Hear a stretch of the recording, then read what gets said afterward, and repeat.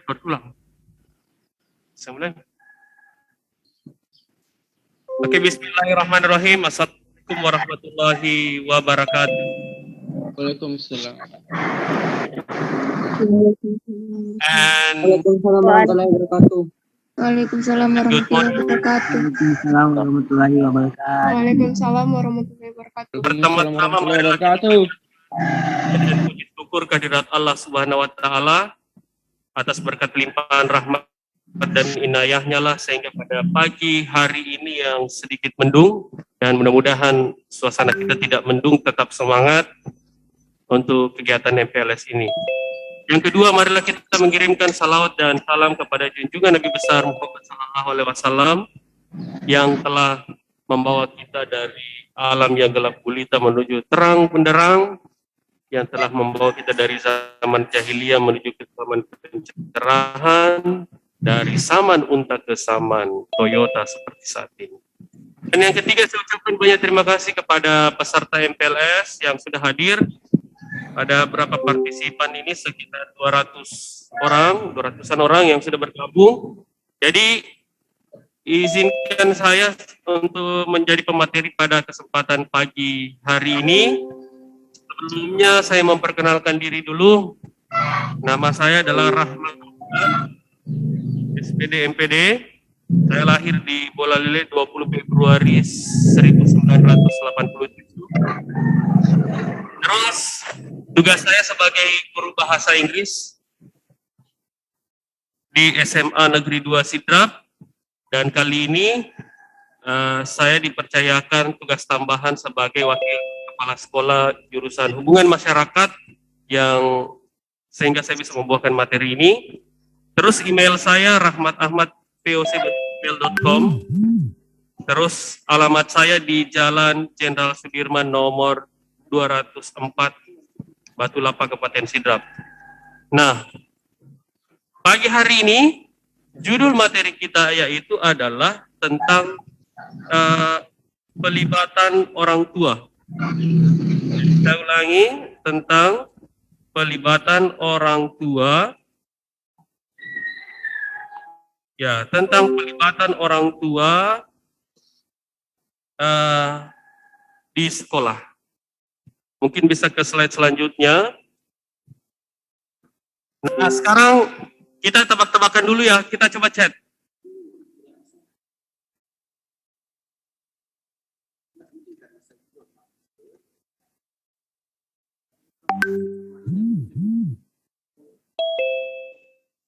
Cek.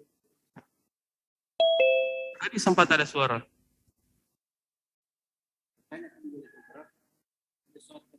Coba, apakah peserta mendengar suara saya? Dengar Pak. Dengar Pak. Dengar Pak. Dengar Pak. Dengar Pak. Dengar Pak. Dengar Pak. Dengar Pak. Tidak usah terlalu semangat sekali. Simpan semangatnya. Oke, saya lanjut.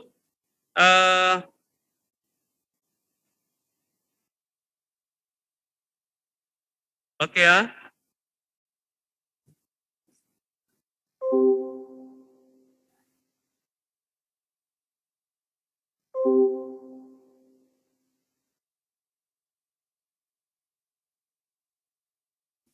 Oke. Saya lanjut ke slide selanjutnya. Nah, coba yang di rumah kalau tahu gambar itu gambar apa itu? Coba di chat.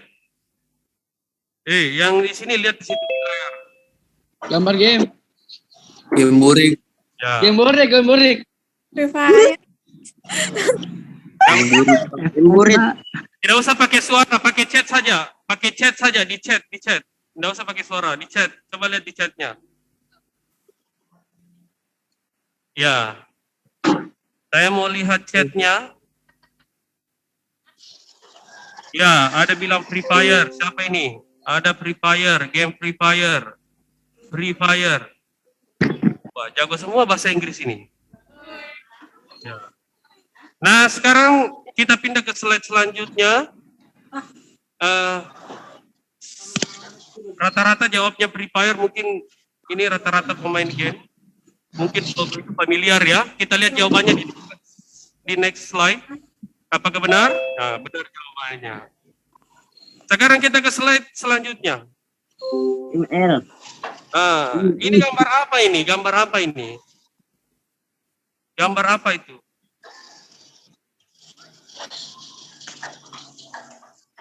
Coba lihat gambar apa itu? Coba kalian pindah ke sana supaya lihat. Coba pindah ke sini. Coba lewat belakang. Nah, ini gambar apa ini? Coba dilihat chatnya. Logo. Ya. Oke. Nah, rata-rata ini familiar logonya ya. Berarti ini sudah benar. Nah, kebanyakan siswa itu menyebutnya ini apa? Bagaimana cara pengucapannya itu? Bagaimana cara pengucapannya yang kamu tahu? Wi-Fi. Wi-Fi. Wi-Fi. Wi-Fi. Ya. Wi-Fi. Oke, di-unmute lagi. Jadi tidak usah Anda bilang WiFi. Ini kebiasaan kesalahan ini. Bukan WiFi ya. Tapi adalah Wi-Fi. Coba di sini sebut Wi-Fi. Wi-Fi. Nah, jangan lagi bilang Wi-Fi. Karena Wi-Fi dengan Wi-Fi beda sekali. Wi-Fi. Oke, gambar berikutnya. Kita ke the next slide. Nah, ini gambar apa ini? Logo apa itu? TikTok. Ya. TikTok. Oke, kita ke next slide selanjutnya. Apakah benar TikTok? Ya. Nah, next slide selanjutnya. TikTok. Nah, ada yang biasa merasakan seperti ini.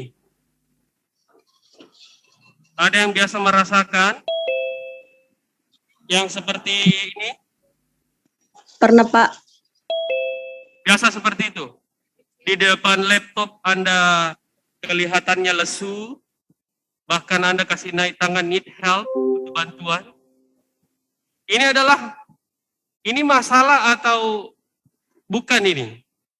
Kalau Anda online. Ya, tentu ini adalah masalah.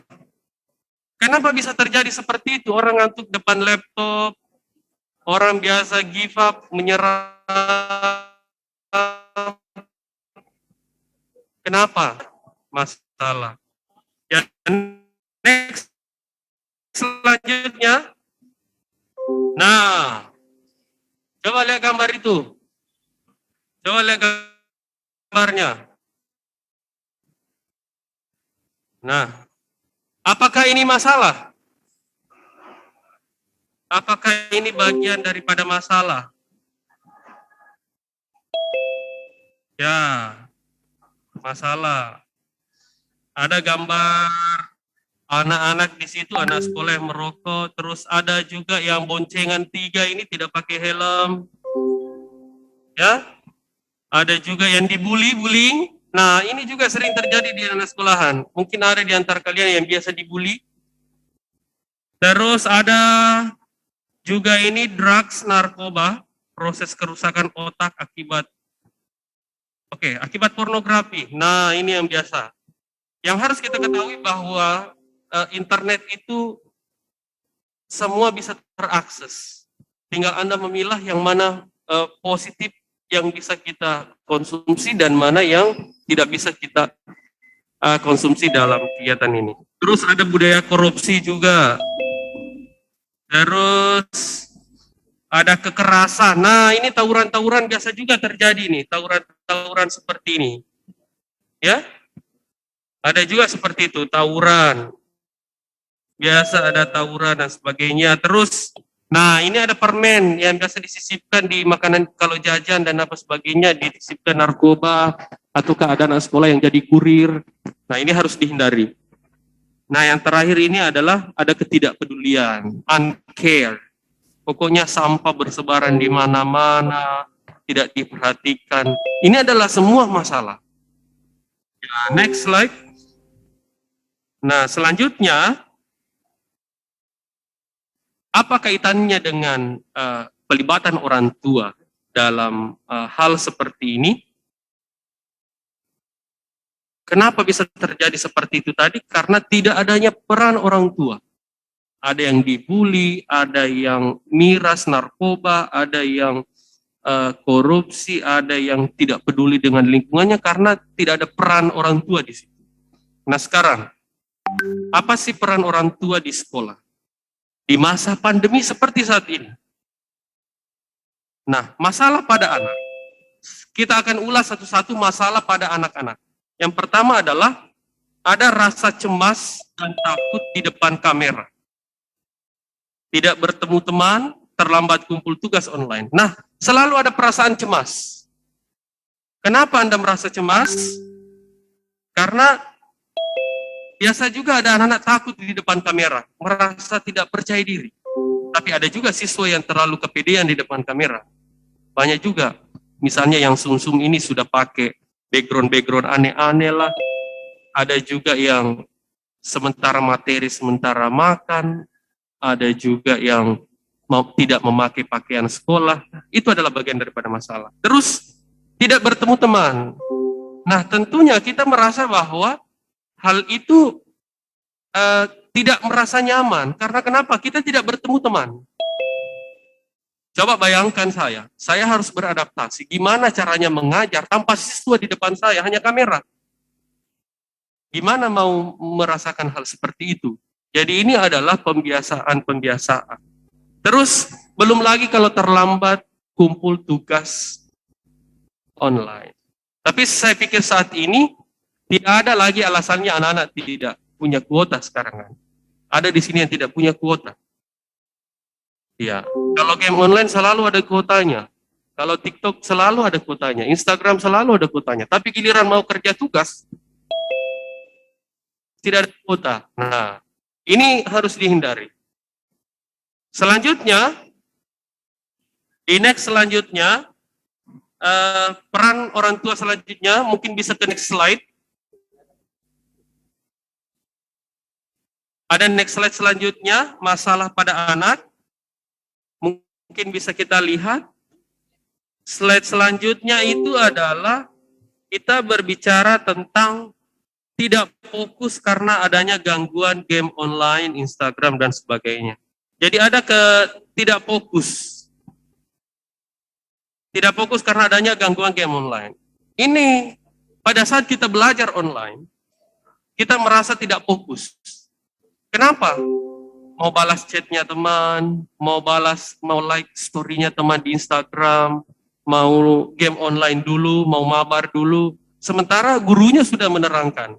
Sementara gurunya sudah mengirim materi di grup itu. Nah, ini yang perlu kita lakukan. Ada ketidakfokusan. Selanjutnya, ada perubahan kebiasaan, emosi, ketimpangan sosial ekonomi. Nah, tentu ada perubahan kebiasaan. Apa hikmah positifnya COVID-19 ini? Yang pertama adalah kita terbiasa dengan yang namanya internet, yang namanya online, yang namanya wifi kita tahu, yang namanya aplikasi-aplikasi kita sudah bisa pakai perangkat-perangkat lunak yang ada di komputer. Nah, ini tidak semudah itu perubahan pembiasaan ini kita lakukan. Tidak mudah. Seperti tadi, bosan depan komputer, bosan depan laptop. Itu kan butuh pembiasaan kan?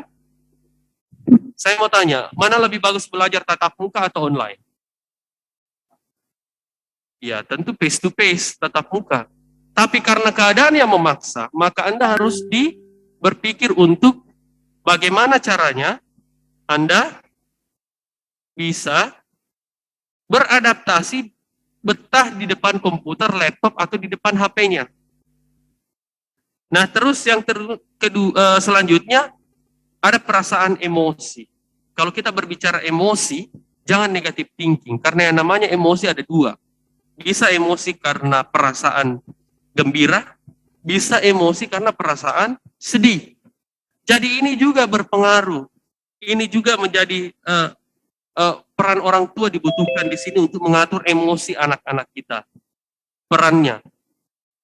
Jadi yang ingin saya sampaikan hari ini adalah logikanya, bukan saya membicarakan tentang pentingnya orang tua itu, tapi yang saya membicarakan adalah gimana siswa itu bisa menjadi partner kepada orang tuanya, menjadi teman untuk belajar. Itu yang saya maksud, yang mau kita sampaikan. Terus ada ketimpangan sosial ekonomi. Nah, harus kita ketahui, ini juga adalah perlu peran orang tua di persoalan ketimpangan sosial ekonomi. Karena kenapa? Ini biasa membuat siswa kita minder ketika terjadi sosial ekonomi yang berbeda. Contoh, ada yang naik motor ke sekolah, ada yang tidak naik motor ke sekolah. Ya kan? Misalnya ada yang memakai new shoes, ada juga yang memakai old shoes.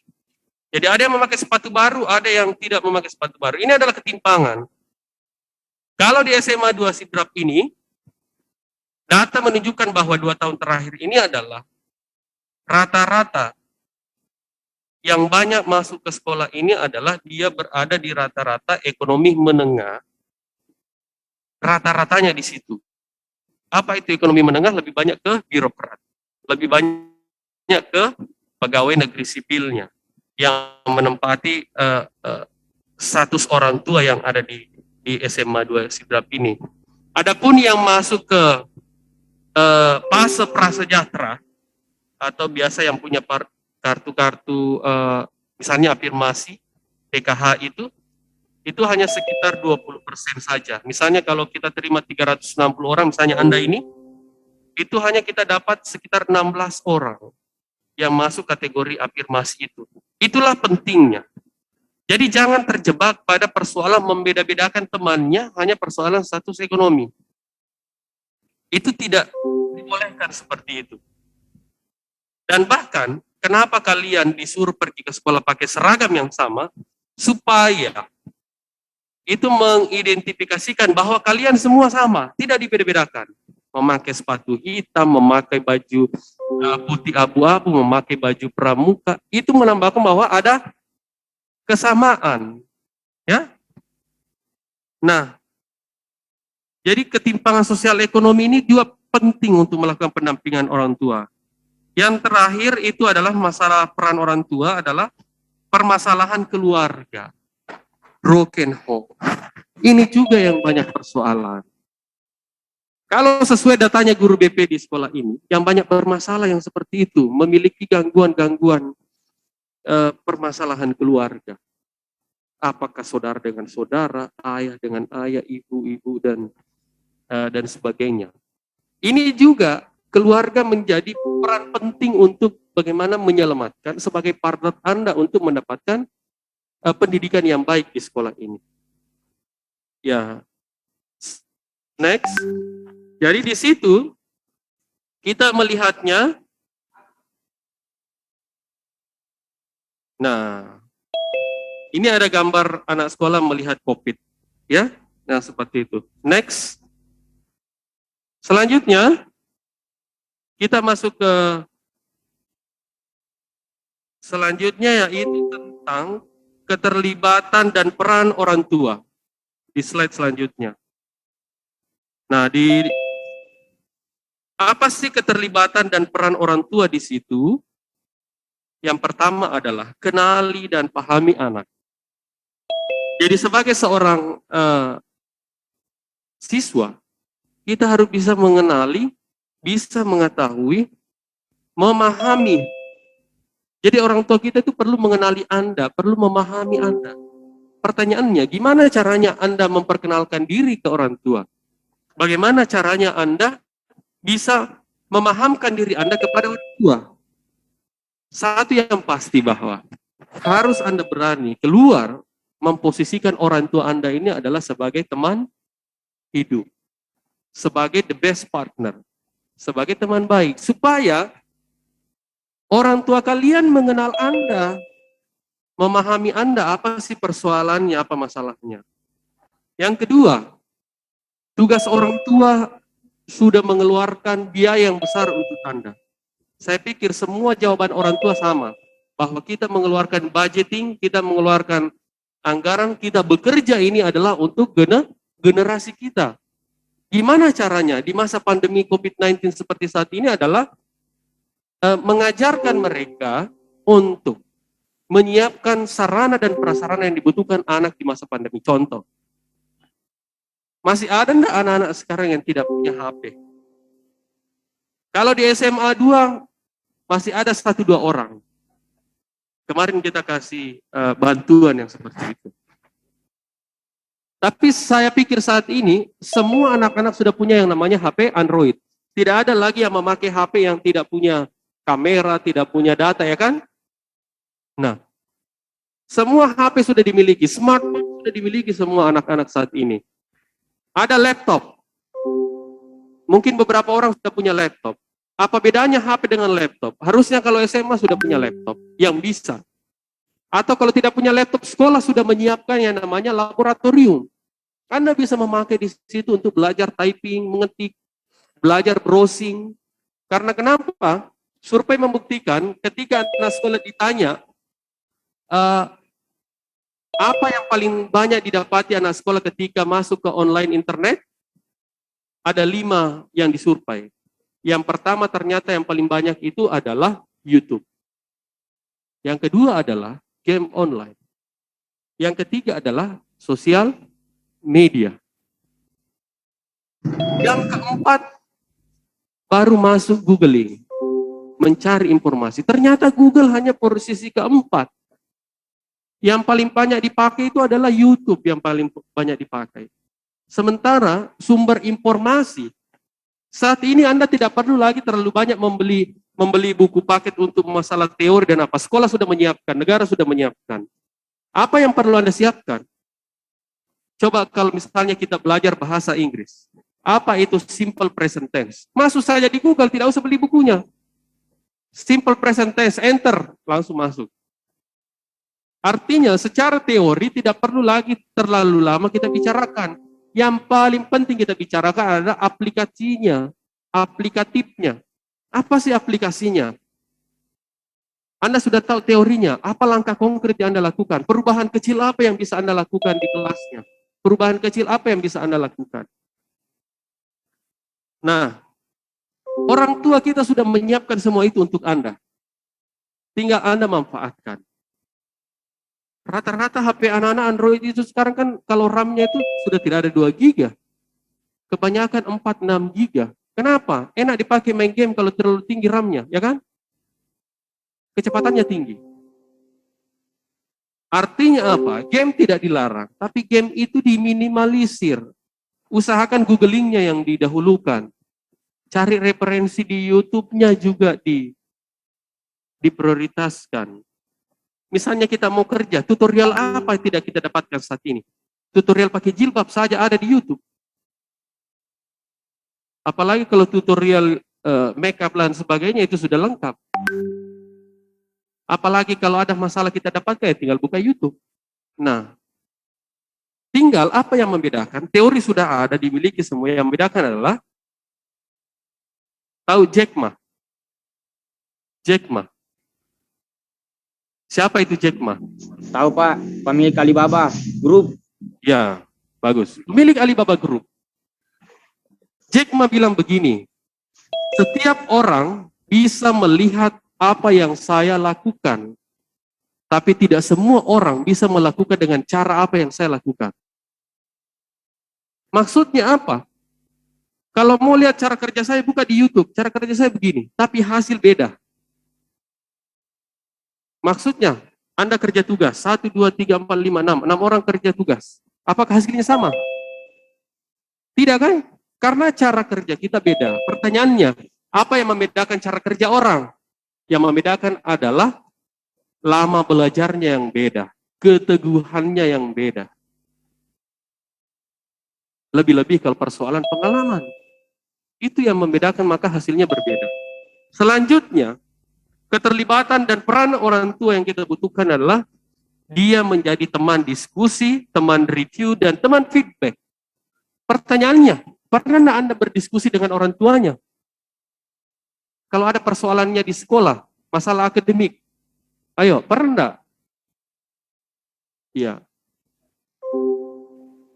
Misalnya ada masalahnya tidak dibicarakan. Itu anak-anak saya lihat logika umumnya saat ini, kalau dia umur TK, SD, itu tempat curhatnya di orang tua. Tapi kalau sudah SMP, SMA ke atas, itu sudah ditemannya curhat. Jarang yang mau mempublish masalah pribadinya ke orang tuanya. Ada enggak yang ini harus dibiasakan membicarakan persoalan-persoalan pribadi kepada orang tua. Bilang, Bu, tadi di sekolah, Bu, itu waktu saya kerja tugas, dia yang contek pekerjaan saya, kenapa dia lebih tinggi nilainya daripada saya? Itu didiskusikan dengan orang tua seperti itu. Nah, justru jangan menjelek-jelekkan teman, jangan. Positive thinking. Di tengah pandemi COVID-19 seperti ini, negative thinking dihilangkan. Harus perbanyak positive thinking, karena positive thinking itu bisa menambah imun kita. Selanjutnya, ada review and feedback. Apa itu review? Ya, biasa itu kalau kita dulu waktu kecil sebelum tidur, ya kan masih ingat orang tua kita, gimana hari ini nak, gimana pekerjaannya, apa masalah di sekolah. Nah, itu diceritakan semua. Nah, terus feedbacknya apa? Dicari solusinya. Ngobrol dengan orang tua kalau ada persoalannya, ada masalahnya. Jangan ngobrol dengan teman. Apalagi kalau teman Anda itu kompetitor Anda. Saingan Anda. Artinya tetap dibutuhkan sharing dengan teman. Tapi sharing dengan orang tua lebih diutamakan. Oke? Paham? Next. Apa sih dampak pembelajaran daring ini? Apa dampaknya? Rektor Universitas PGRI Yogyakarta mengatakan begini, pendidikan anak yang harus melakukan belajar dari rumah, mau tidak mau, orang tua harus berperan menjadi guru. Saya ulangi, orang tua harus berperan menjadi seorang guru bagi anak-anaknya. Mendampingi belajar anaknya layaknya di sekolah. Bahkan tugas orang tua menjadi lebih banyak ketika pembelajaran dilaksanakan secara daring. Nah, ini pro dan kontra. Kenapa? 95% orang tua siswa di SMA Negeri 2 Sidrap, itu tahun pelajaran 2020, 2019, dan 2018 itu, 3 angkatan sebelum Anda masuk, 95% mengatakan mau belajar di sekolah. Kenapa? There is no time for parents for teaching. Tidak ada waktunya itu orang tua untuk mengajari Anda. Karena kenapa? Harus dia mencari nafkah untuk kehidupannya, harus bekerja untuk melaksanakan tugas. Nah, ini kan beda dengan anak SD. Anda sekarang ini sudah SMA. Saya ulangi, Anda sekarang sudah SMA. Kalau SMA, Ki, harus sudah untuk menjadi lebih belajar mandirinya lebih banyak, searchingnya lebih banyak, googlingnya lebih banyak. Nah, tinggal bagaimana caranya Anda diskusikan dengan orang tua apa pelajaran Anda. Jangan segan-segan ke orang tua. Orang tua itu memang perannya ganda. Kadang dia menjadi orang yang tua buat kita, orang yang dewasa buat kita, dan juga kadang dia harus menjadi teman buat kita. Dia harus menjadi teman buat kita. Selanjutnya,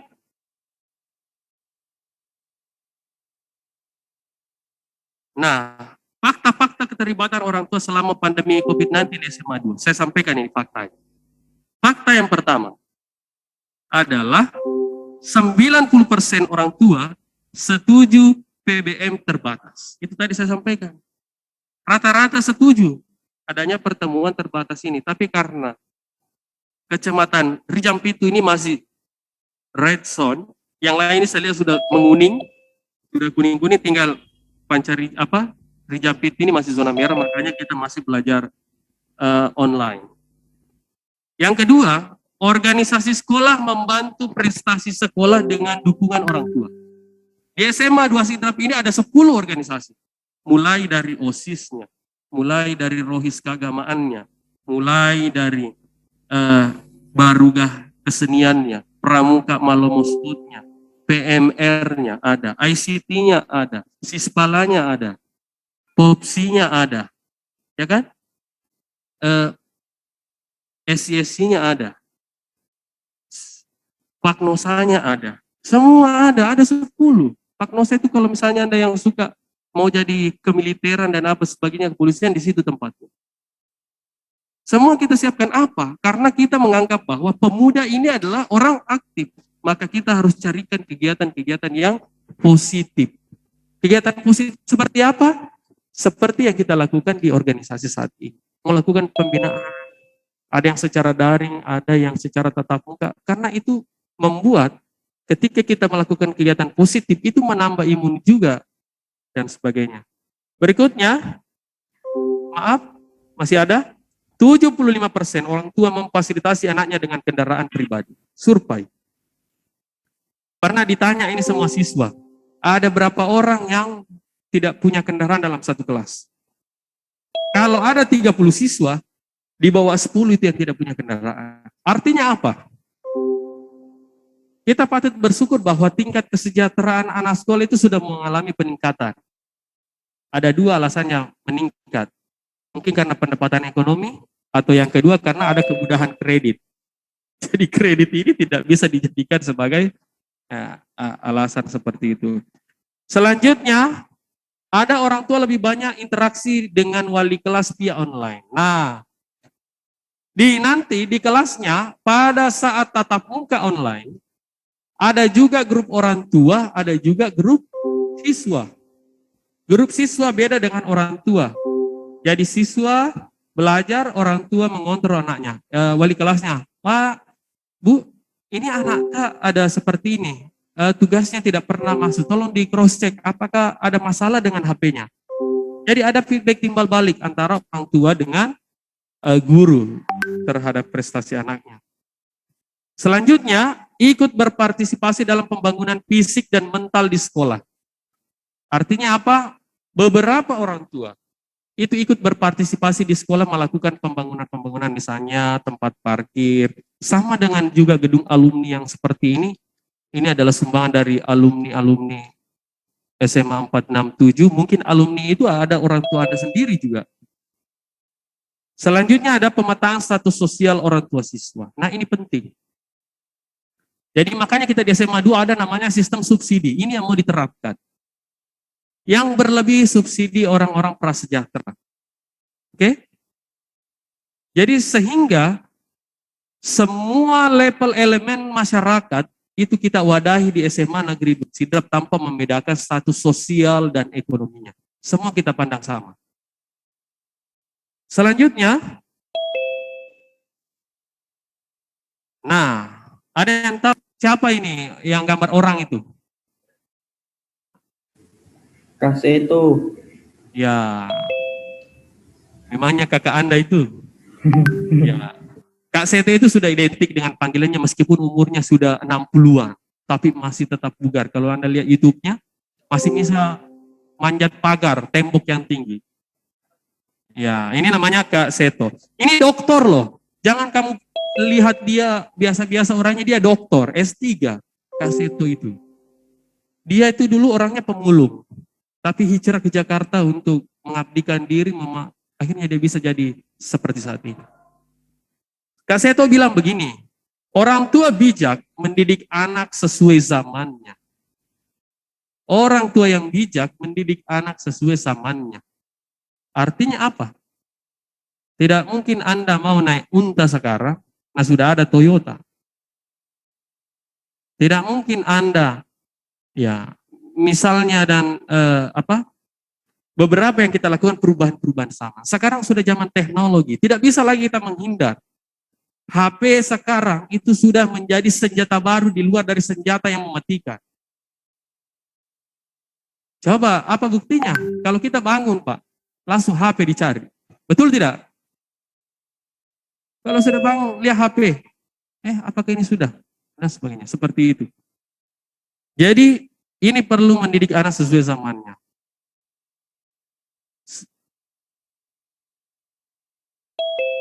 Selanjutnya, ya ini sudah slide terakhir saya. Saya ucapkan banyak terima kasih, itulah yang sempat saya sampaikan. Tentang materi peran orang tua terhadap keterlibatan di sekolah. Selanjutnya saya kembalikan ke moderator untuk melanjutkan acara ini.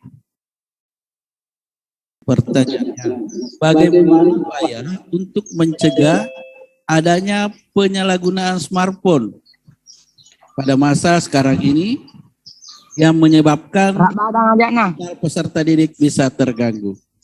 Ya, tentang penyalahgunaan gawai. Oke, terima kasih. Saya akan coba jawab. Sekarang ini eranya HP. Kalau dulu itu telepon. Apa bedanya? HP ini sudah berfungsi sebagai laptop atau komputer. Oke ya. Nah, dalam teori pembelajaran ada 10 LKS pembelajaran. Buku terakhir itu berbicara tentang peran media sosial dalam pembelajaran. Tidak bisa lagi kita pungkiri, semua media pembelajaran kita butuh yang namanya Android. Misalnya kita mau ada video pendek pembelajaran, ya tentu lewat HP Android kita upload. Penggunaan HP misalnya lewat WhatsApp, grup WA, itu adalah sudah bagian daripada proses pembelajaran. Itu sudah masuk semua. Makanya, dari tugas ini, HP, laptop, komputer, ini sudah masuk yang namanya WA untuk belajar. Itu harus dijadikan WA sebagai bahan pembelajaran. Instagram ini juga kita pakai untuk membuka konten-konten yang positif. Kita cari materi-materi di situ. Kita lihat konten-konten keluarga. Misalnya kita buka Facebook. Facebook ini misalnya bagaimana menebar kebaikan di media sosial. Istilah saya, saring dulu baru sharing. Saring dulu baru share. Artinya kita butuh apakah ini beritanya positif atau negatif. Karena ada tunjuk itu orang ada video lucunya lihat tapi belum dia lihat semua langsung di-upload. Padahal endingnya tidak bagus. Nah ini perlu untuk kita perhatikan. Jadi kalau pertanyaannya tadi Anahda bahwa apa fungsinya nih HP dalam sekolah? HP ini sekarang kalau dulu buku jendela dunia, sekarang HP jadi jendela dunia sekarang. Yang penting ada kuotanya. Kalau tidak ada kuotanya tidak bisa juga buka yang lain-lain. Seperti itu mungkin jawabannya Pak. Terus saya tambahkan sedikit tadi itu yang pertanyaan pertama yang termute katanya peran orang tua penting. Intinya yang banyak bermasalah di sekolah itu adalah anak-anak yang tidak terperhatikan oleh orang tuanya. Makanya kalau orang tua tak sibuk, kita sebagai seorang anak tanya-tanya orang tua tak, Bu, saya juga butuh perhatian. Nah, jangan juga ambil jalan pintas daripada orang lain perhatikan Kak. Jangan seperti itu. Seperti itu, terima kasih. Oke, itu tadi jawaban dari pertanyaan ketiga dari Ananda Dirga Gimantara, Yuda Gimantara. Sekarang kita pindah ke pertanyaan keempat. Dari jalur sonasi Nurul Istiqomah. Ya. Masih banyak orang ulangi. Kenapa masih banyak orang tua yang melarang anaknya untuk menjelajahi minat bakatnya dan merasa pilihan orang tua paling bagus buat anaknya. Padahal belum tentu. Mana aku Rofi? Kalau minta Oke, terima kasih. Saya akan jawab. Dulu di zaman saya ada film.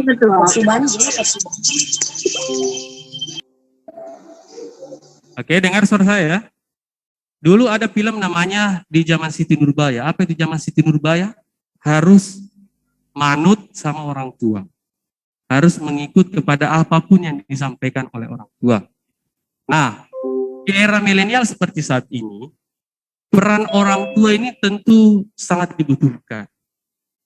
Apa perannya orang tua? Karena jendela dunia sudah terbuka lebar, tidak perlu kita naik pesawat untuk melihat dunia, hanya punya kuota lihat YouTube, kita sudah bisa keliling dunia. Wawasan ini yang perlu kita tambah. Jadi kita tidak melihat konteks bahwa orang tua dengan anak. Peran orang tua ada dua. Menjadi orang yang lebih dewasa dan punya pengalaman banyak di kita. Yang kedua adalah sebagai teman kita. teman sharing kita, teman berbagi kita.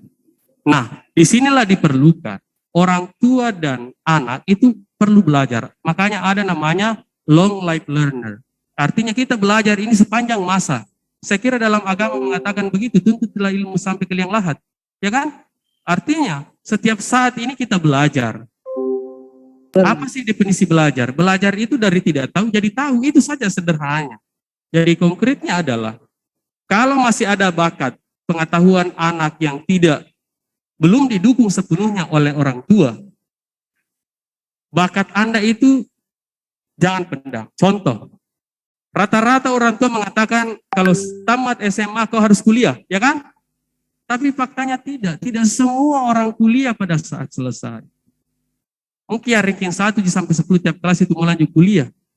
Tapi yang ranking 10 terbawah itu ya biasanya dia ambil jalan pintas, langsung berbisnis, berusaha. Apalagi dengan UMKM sekarang ini kan sudah membuat kita percaya diri untuk membuka usaha. Karena kenapa? Beda dulu orang berdagang dengan sekarang. Kalau dulu orang berdagang malu Kika,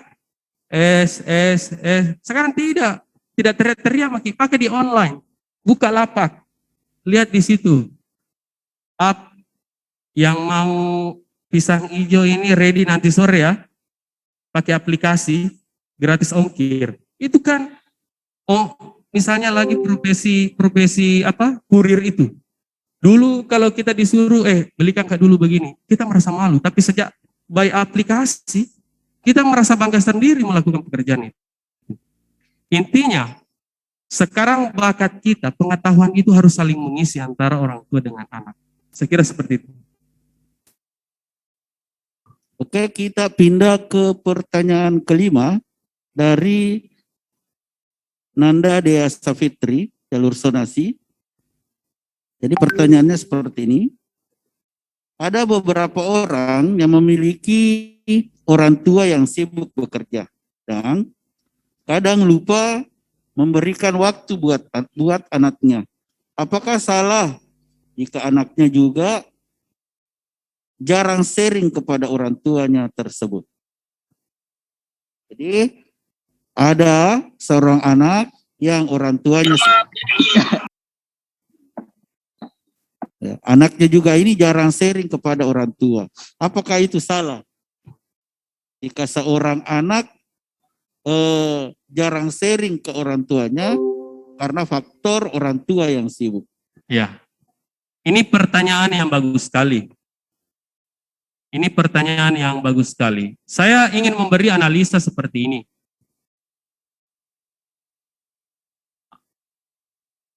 Semoga suara saya tidak hilang.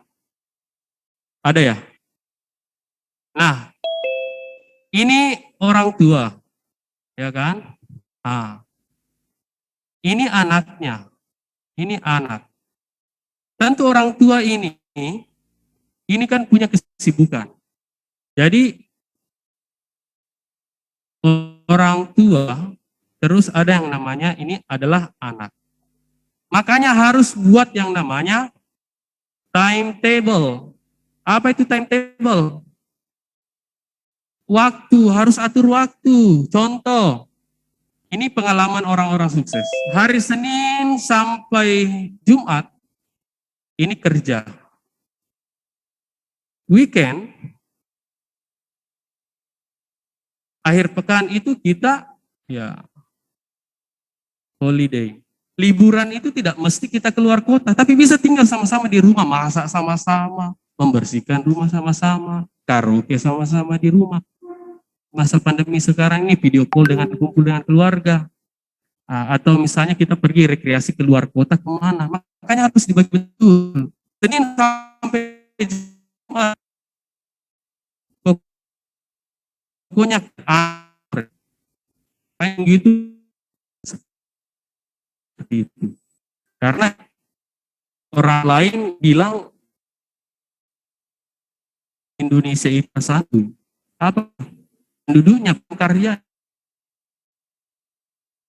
Coba India penduduknya banyak, sudah sampai ke planet Mars, sudah Oke, kita ke itulah tadi jawaban dari pertanyaan kelima untuk sesi 1. Untuk sesi kedua, kita hanya buka 2 pertanyaan saja. Jika seorang anak tidak terbuka pada peran dalam pendidikan. Saya ulangi lagi bahwa ada hal yang bisa kita cerita ke orang, ada yang tidak. Jadi misalnya kalau hal yang bagus yang mau kita cerita ya hal-hal yang sifatnya bersifat umum, masalah umum. Tapi kalau masalah pribadi tolong jangan. Masalah pribadi lebih bagus dicurhatkan kepada orang tua. Kalau masalah masalah umum bisa dibicarakan secara bersama. Saya kira seperti itu, Pak. Oke, untuk pertanyaan terakhir kita random dari jalur sonasi atas nama Karin Syahilah. Ya, ini begini bunyi pertanyaannya, Pak, karena zaman sekarang sudah mulai canggih, jadi rata-rata orang tua sudah memberikan HP atau laptop kepada anaknya. Tapi terkadang ada anak yang hanya menyalahgunakan alat komunikasi tersebut. Jadi apa pendapat Bapak mengenai cara penanganannya? Oke. Ini pertanyaan terakhir ya. Nanti yang tidak sempat terjawab bisa di chat pertanyaannya. Begini. Bagaimana cara memfilter HP itu bisa bagus atau YouTube itu bisa kita konsumsi? Yang pertama, YouTube itu bisa kita batasi kalau Anda ini bisa dibatasi umur. Umur Anda tentang di situ. Umur Anda misalnya rentang 10 sampai 20 tahun misalnya, 19 tahun, pelajar. Maka konten-konten yang akan nampak di situ adalah tentang pelajar juga. Misalnya HP. Kalau HP itu, kalau kita pakai email, itu bisa kita melacak histori apa-apa saja yang dibuka anak-anak itu. Jadi makanya kalau Anda pinjam HP-nya orang tua dan apa sebagainya, mereka tahu bahwa oh yang dibuka anak saya ini adalah kontennya ini. Karena ada di historinya. Misalnya kalau di YouTube, misalnya kalau googling, kita bisa tahu semua. Jadi cara memfilter supaya kita melihat konten-konten yang bagus itu adalah tentunya dengan mencari informasi-informasi yang bermanfaat untuk mata pelajaran kita, untuk pembelajaran kita sebagai seorang siswa, dan juga mencari konten-konten yang sifatnya baik. Saya kira itu jawabannya, dan yang terakhir saya ucapkan terima kasih kepada yang sudah mendengarkan materi saya tentang peran orang tua dan keterlibatan di sekolah. Selanjutnya saya kembalikan ke moderator. Oke, itulah tadi pemaparan dari narasumber kita dengan gamblangnya menjawab semua pertanyaan yang masuk dari calon peserta didik. Nah, untuk materi selanjutnya tentang ekstra kurikuler di